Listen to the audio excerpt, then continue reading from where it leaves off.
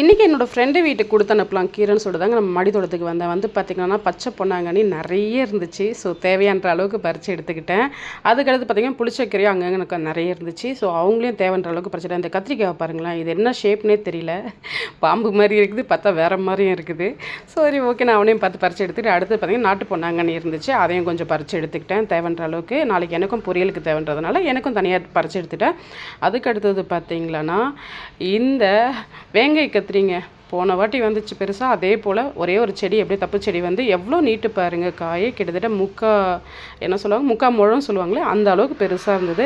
லாஸ்ட்டாக நம்ம பீட்ரூட் பொன்னாங்கன்னு இருந்துச்சு, அதையும் பறித்து எடுத்துகிட்டு வந்துட்டாங்க.